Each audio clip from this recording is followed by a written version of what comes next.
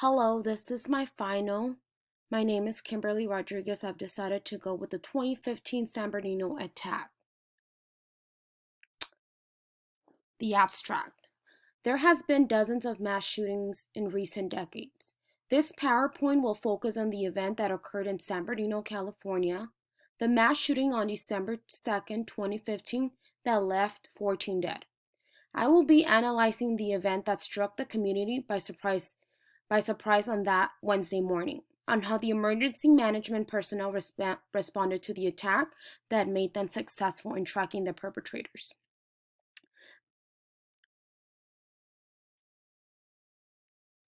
Background. It occurred December 2nd, 2015. Perpetrators Rizwan Farouk and Tashfeen Malik. The location was San Bernardino Inland Regional Center. Motive: Islamic terrorism. Attack style: terrorism, mass shooting, shootout, workplace violence.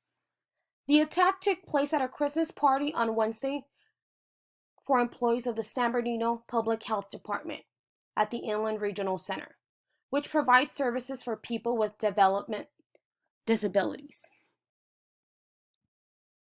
Changes that occurred in the field of emergency management as a result of this event.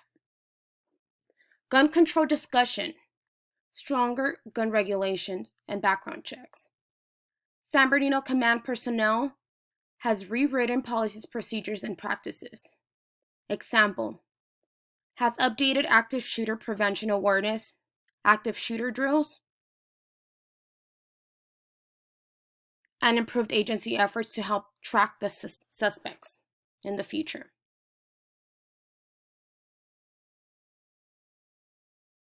The Thomson Reuters Clear Online investigation software was of great assistance to prevent more casualties from occurring in this event.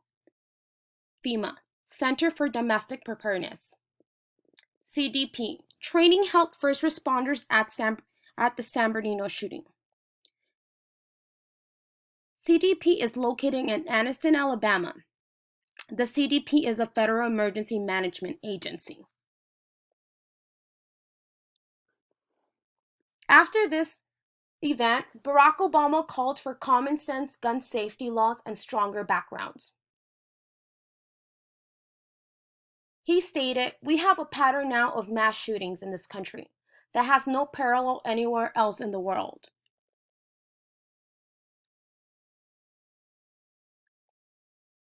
Here's a picture of the San Bernardino SWAT.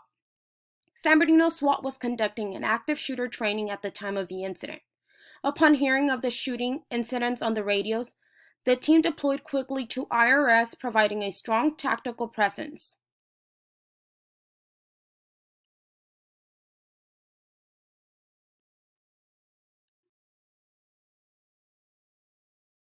Going back to the San Bernardino SWAT, I want to go ahead and touch bases on the first officer on scene being an administrative lieutenant who immediately requested 3 additional officers. One was a motor officer, second was a patrol officer, and the fourth was a detective that showed up to the scene. They had never trained together, but they knew it was time to work and be able to be of service to others in this case. They work very well together. Communication lesson learned in this event. Mass communication. The internet and news media became the primary source of the community and other staff, such as schools, hospitals, and shopping centers.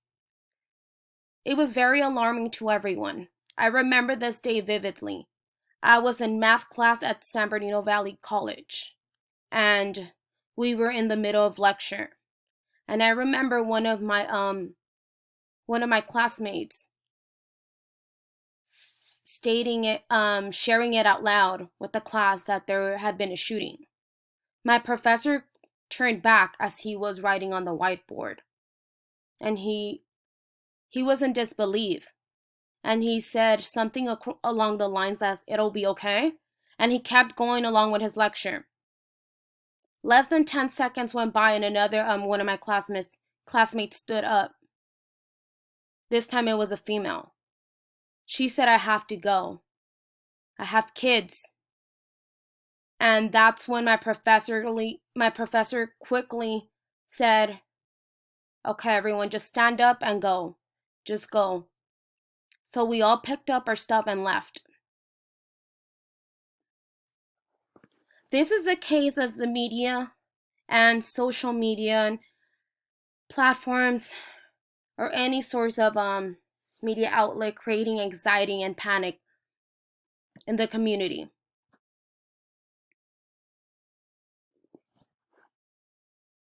As the 911 calls were received and law enforcement activity increased, dispatcher noticed a lag in system responsiveness, making their jobs more difficult.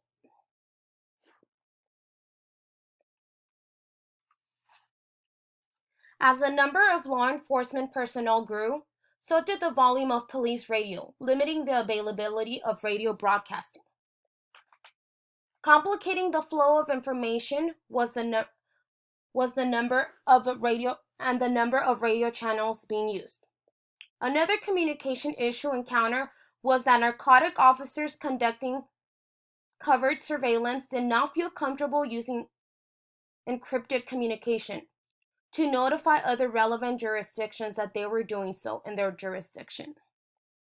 Officers were concerned that unencrypted channels could be monitored by civilians, the media, and possibly the suspects.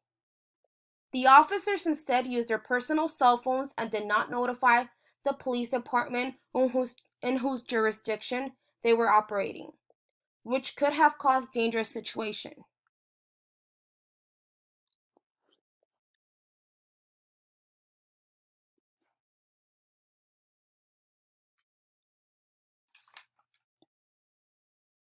Innovation in the face of disaster are not necessarily failures.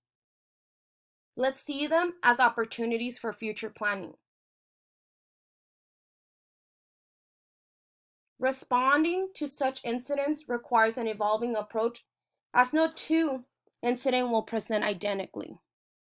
I remember sharing this earlier in our course on one of our discussion boards. And it's true, no disaster will ever be the same. We just have to find ways in which we can better improve in our responding to them. This is my faith integration slide. The leadership, both internal and public, was admirable. During such a devastating time, the leadership and emergency management response was honorable. I am proud of all law enforcement personnel agencies who collaborated in tracking the perpetrators in a quick and efficient manner that prevented more casualties from occurring. Psalms 11:5. The Lord examines the righteous, but the wicked, those who love violence, he hates with passion. God will take care of those. After a tragic event, such as the 2015 San Bernardino mass shooting, those who love ones may question, God, why? Where were you? And even start feeling resentment towards God and become cold in emotions. Matthew 24:12 states, because of the increase of wickedness, the love of most will grow cold.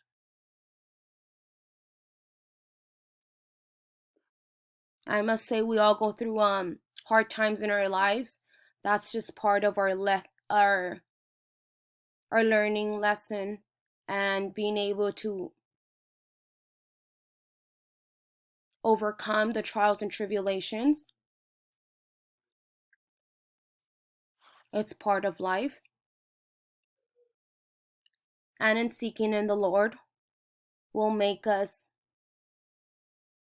more capable of being able to challenge them, not only by ourselves, but with God on our side. I want to take this time to go ahead and share that this is a hard time for our nation right now. To pray for our nation and that God is our only hope.